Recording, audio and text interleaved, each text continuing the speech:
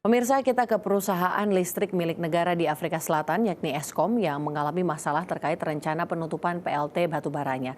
Di mana Eskom Holding SOC Ltd mengatakan polusi dari pembangkit listrik tenaga batubaranya yang memasok lebih dari 80% listrik nasional telah membunuh sekitar 330 orang per tahun. Di mana angka ini jauh lebih kecil dari sejumlah laporan independen yang menyebutkan angka hingga 2.000 orang.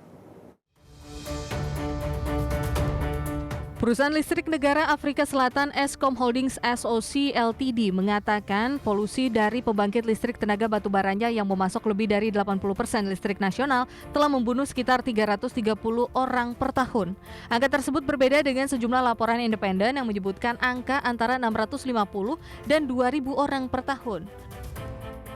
Eskom sebelumnya telah mendapat berbagai kritikan oleh para pemerhati lingkungan terkait rencananya yang akan memperlambat laju penutupan pembangkit listrik tenaga batubara Eskom yang sudah tua. Eskom sebelumnya berencana akan menghentikan PLT batubaranya yang sebesar 11.300 MW atau sekitar seperempat dari kapasitasnya pada tahun 2030.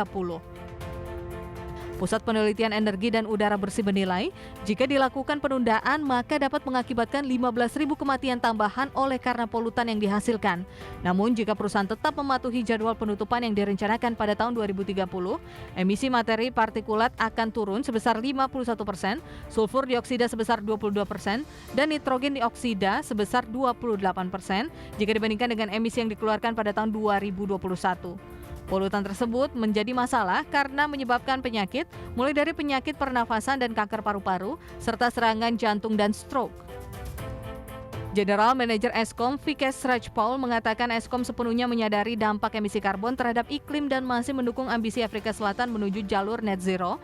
Namun waktu transisi ke energi ramah lingkungan menurutnya harus adil secara sosial dan peka terhadap lapangan kerja dan perekonomian lokal.